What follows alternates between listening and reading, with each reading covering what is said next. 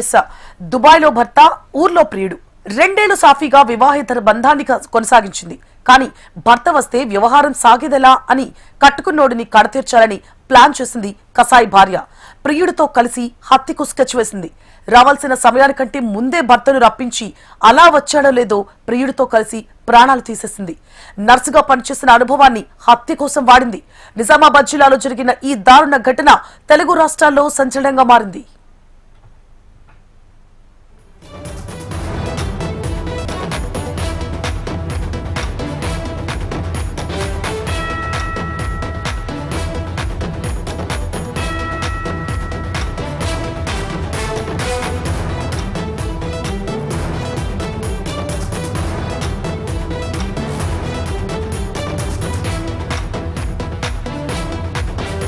ఈ కేసులో నిందితురాలు సంధ్య భర్తను చంపేందుకు పక్కా స్కెచ్ వేసింది.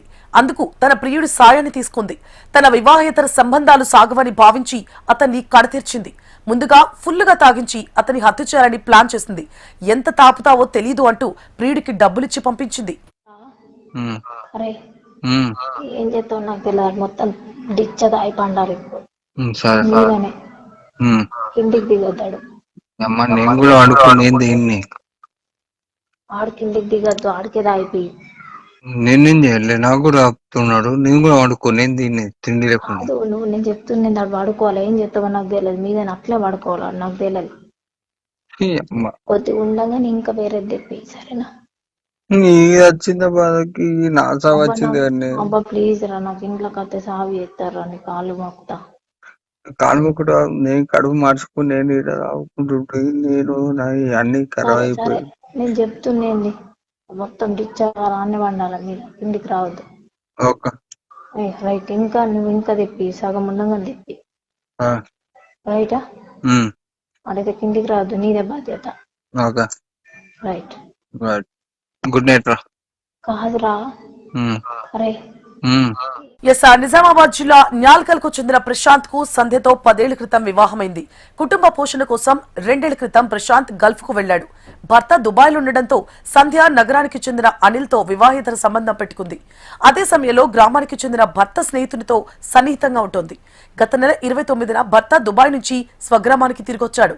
భర్త ఉంటే తమ అక్రమ సంబంధాన్ని కొనసాగించడం కుదరదు అనుకున్న సంధ్య ప్రశాంత్ ను చంపేందుకు ప్లాన్ చేసింది. ముందు మద్యం తాగించి దాబాపై నుంచి తోసి ప్రమాదవశాత్తు పడి చనిపోయినట్లు చిత్రీకరిద్దామనుకుంటూ స్కెచ్ వేసింది. తనకు సన్నిహితంగా ఉండే న్యాల్కల్ కు చెందిన కంది వెంకటసాయితో కలిసి డాబాపైకి భర్త పూర్తిగా మద్యం తాగించారు. మత్తులో జారుకున్నాక డాబాపై నుంచి కిందకు తోసేశారు. బంటిగాడు తాగిపిచ్చిండు, ఆమె అన్న తాగిపి, నేను డబ్బులు ఇస్తా, తాగిపి అంటే ఫుల్ తాగిర్రు సార్. తాగిర్రు. మా ఆయన 8:30కు జీతంకైనా వచ్చిండు. మొహం కడుక్కొని లోపలికి వెళ్ళిండు సార్. లోపలికి వెళ్ళంగానే మొహం తుడుచుకుంటాం వెళ్ళంగానే దండు మనం పడ్డాడు సార్.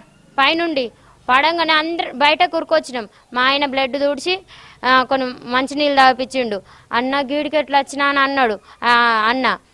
అన్నాక ఇక బంటిగాడు ఏమన్నాడు, మీకేం తెలుసు, ముట్టుకోకండి మీరు ముట్టుకోకండి అనగానే, సార్ మేము ముట్టుకోవద్దు అనగానే ముట్టుకోలేము సరే అని ముట్టుకోలే. ఆడే ఫోన్ చేసి హనుమాన్లకు కూడా అంటాడు, అప్పుడు ఏదో అంటాడు. సరే అని మేము సప్పుడా కూకున్నాం సార్. వాళ్ళు ఆంబులెన్స్ వాళ్ళు వచ్చిర్రు. ఆంబులెన్స్ వాళ్ళు వచ్చినాక కూడా అమ్మ మీరు ముట్టుకోకండి, మేము తీసుకెళ్తామని అన్నారు. తీసుకెళ్ళిరు సార్. తర్వాత పొద్దున 3 గంటలకు వచ్చిర్రా ఎప్పుడు వచ్చిర్రో మాకు అది తెలీదు సార్. ఒక నిమిషం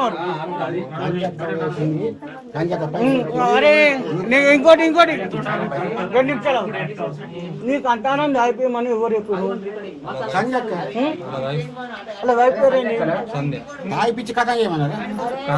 పైసలు ఇవ్వమన్నదా? పైసలు ఇచ్చిందా తాగనికి? ఎన్ని ఇచ్చింది? మొత్తం స్టార్టింగ్ 5, తర్వాత 7, 500 ఫస్ట్ ఇచ్చింది. దాని తర్వాత 700 ఇచ్చింది.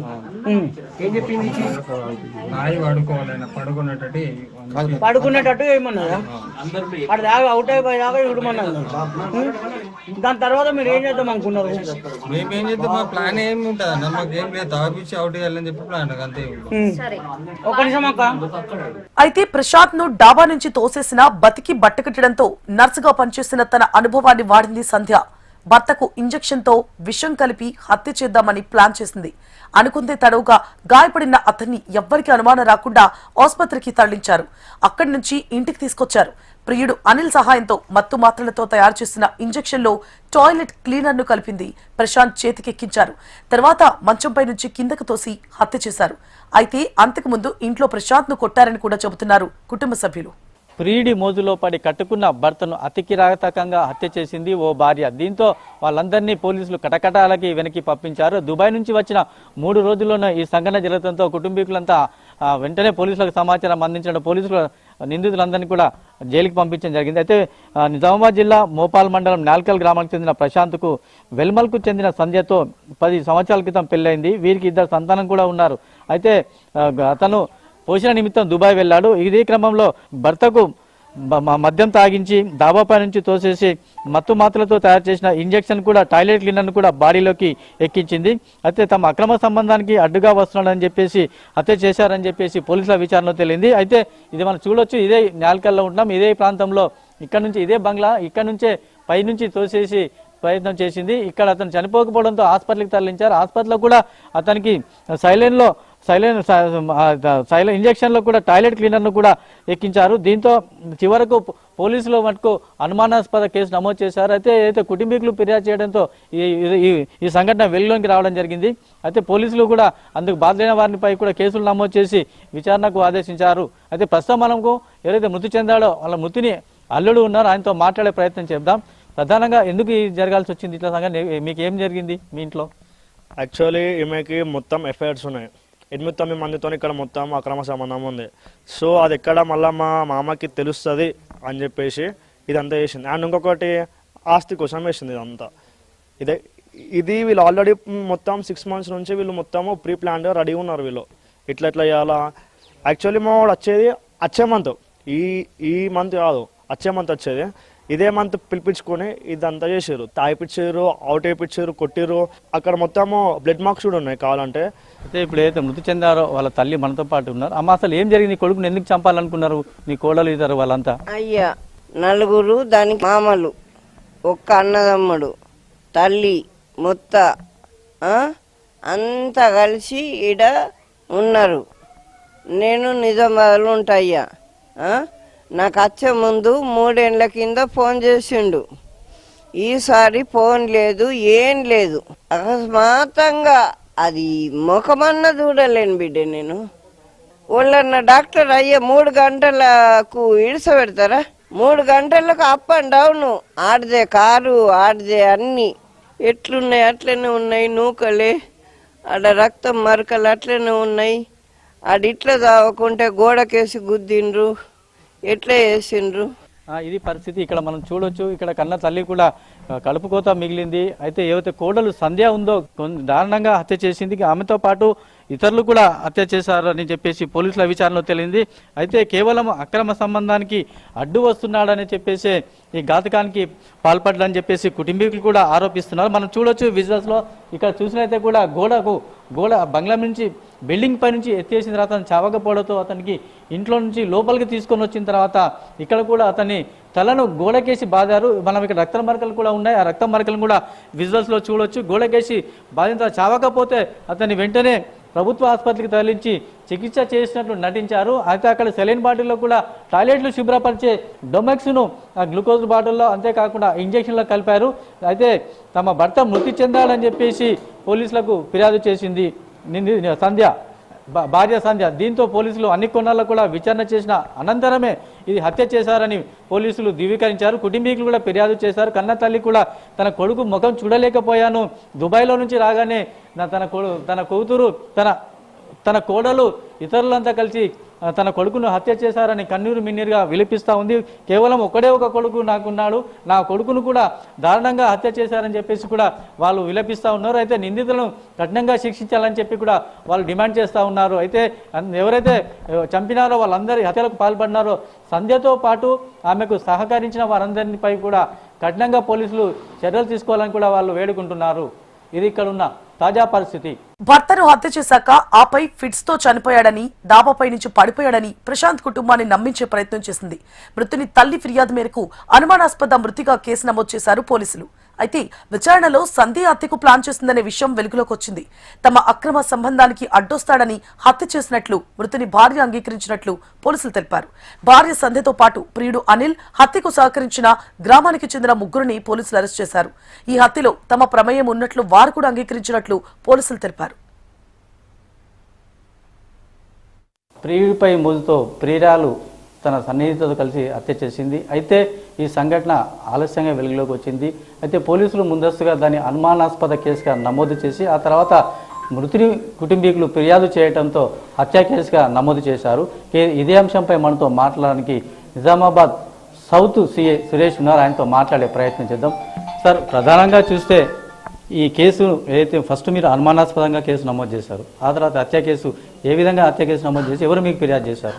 మొదట మనకు ఈ నెల 1వ తారీఖు నాడు మోపాల్ పోలీస్ స్టేషన్ నందు మృతుని తల్లి శ్యామల మనకు దరఖాస్తు ఇచ్చింది. దరఖాస్తులో ఏమని చెప్పిందంటే స్లాబ్ మీకెళ్ళి కింద పడిపోయిందని అతని భార్య చెప్పింది. ఆ విషయంలో నా కొడుకు చనిపోయాడని చెప్పిండు, కానీ నా కొడుకు మరణంపై నాకు అనుమానాలు ఉన్నాయని చెప్పేసి మృతుని తల్లి అనుమానాస్పదమైన దరఖాస్తు ఇవ్వగా మేము అనుమానాస్పద మృతిగానే మొట్టమొదటి కేసు చేసుకున్నాం.